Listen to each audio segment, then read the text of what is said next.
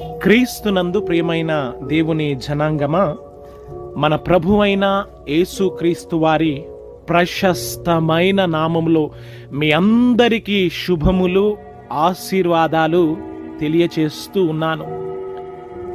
ఈ యొక్క క్రిస్మస్ దినాలలో మనం ఉంటూ ఉండగా క్రీస్తుని మన హృదయములోనికి చేర్చుకొని క్రిస్మస్ యొక్క రక్షణ సంతోషమును సంపూర్ణముగా మనము అనుభవించుదుముగాక.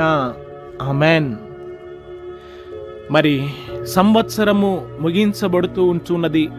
నూతన సంవత్సరములో ప్రభు మనల్ని ప్రవేశపెట్టబోతూ ఉన్నాడు. కనుక ఏదైతే ప్రభు గడిచిన సంవత్సరంలో తన యొక్క వాగ్దానాలు ఇచ్చాడో, ఏ వాక్యము చేత మనల్ని ఆదరిస్తూ ఉన్నాడో, ఏదైతే ప్రభు సన్నిధిలో ప్రతి నిత్యము మానక మీరు ప్రార్థన చేస్తున్నారో, మరువక ప్రార్థన చేస్తున్నారు, ఉపవసిస్తున్నారు, మరి సర్వశక్తి కలిగిన దేవుడు మీ హృదయములో ఉన్న ఆశలను, ఆలోచనలను ఏదైతే మీ జీవితంలో జరగాలి అని బలముగా సంకల్పిస్తున్నారో ప్రార్థన చేయండి. ప్రభు అద్భుత కార్యాలు మీ కుటుంబాల్లో, జీవితాల్లో జరిగించబోతూ ఉన్నాడు. ఆమెన్. హల్లెలూయా. మంచిది.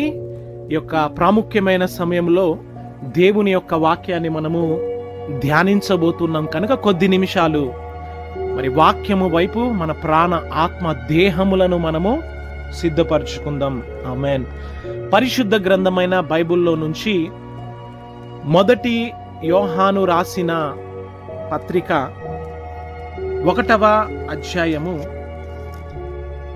2వ వాక్యము చదువుతున్నాను. దేవునికి స్తోత్రాలు కలుగునుగాక. పరిశుద్ధ గ్రంథమైన బైబిల్లో నుంచి క్రొత్త నిబంధన గ్రంథము, యోహాను రాసిన మొదటి పత్రిక, పేజీ నంబర్ 221, మొదటి అధ్యాయము 2వ వాక్యము.